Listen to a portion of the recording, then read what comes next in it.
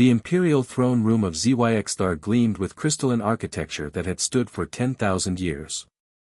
Empress Valkyra, supreme ruler of the galactic consortium, sat upon her obsidian throne, her 4 arms adorned with the rings of absolute authority. Her silver skin shimmered under the light of 3 suns streaming through the vaulted ceiling. Today's court proceedings were routine until the human ambassador arrived. Lieutenant Jessica Matthews stepped through the massive doors, her military dress uniform crisp and proper. At 28 years old, she was young for a diplomatic envoy, but Earth had limited options. Humanity had only joined the galactic community 5 years ago, and they were still learning the complex political landscape. "Your Imperial Majesty," Jessica said, bowing deeply as protocol demanded. Valkyra's multifaceted eyes studied the human with mild interest. Humans were curiosities in the galaxy, bipedal mammals from a death world called Earth, known for their strange resilience but little else. They held no territory of consequence, commanded no fleets worth mentioning, and possessed technology centuries behind the major powers. "Speak, human," Valkyra commanded, her voice resonating with harmonic undertones that could shatter weaker minds. "Earth respectfully requests permission to establish a trade outpost in the Andari sector." The explosion came without warning. The eastern wall of the throne room erupted in a cascade of debris and fire. Assassins poured through the breach, 12 Krolth warriors, each standing 9 feet tall, their exoskeletons bristling with weapon systems. The Krolth Dominion had long coveted the Empress's throne. "Death to the tyrant," their leader roared. The Imperial guards rushed forward but were cut down instantly by plasma fire. Valkyra rose from her throne, activating her personal shield, but one of the Krolth had brought a harmonic disruptor. The shield flickered and died. Jessica didn't think. She moved. Her body blurred across the marble floor. She reached the nearest Krolth assassin before he could retarget. Her hand, a simple human hand, struck his thorax with such force that the exoskeleton cracked like an eggshell. The warrior flew backward, crashing through a support pillar. The second assassin fired point-blank at Jessica's chest. She caught the plasma bolt with her bare hand. The superheated energy dissipated between her fingers like smoke. "Impossible," Valkyra whispered. Jessica moved like liquid death. A spinning kick separated a Kroltha's head from his body. She ducked under a barrage of fire, closed the distance, and drove her fist through another assassin's chest plate, literally punching through reinforced armor that could withstand anti-tank weapons. The Krolth leader recognized the threat and activated his berserker implants, tripling his strength and speed. He charged Jessica with a vibroblade capable of cutting through starship hulls. She caught the blade between 2 fingers and snapped it. His eyes widened behind his helmet. Jessica grabbed him by the throat with one hand and lifted his 9-foot, 800-pound frame off the ground as if he weighed nothing. "You attacked during a diplomatic meeting," Jessica said calmly. "That's a violation of the galactic conventions."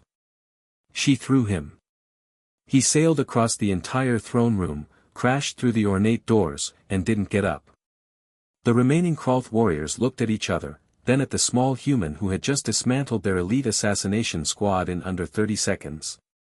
They ran. Jessica brushed dust off her uniform and turned back to the Empress.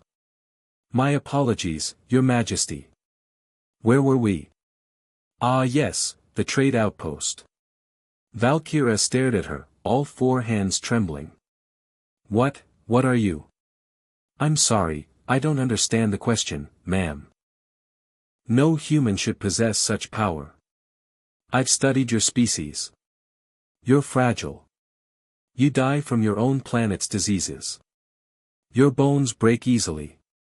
You require constant hydration and specific atmospheric conditions." "Yes, ma'am, that's all true." The Empress descended from her throne, approaching Jessica cautiously. "Then how?" "How?" Jessica looked genuinely confused. "How did I stop the assassins?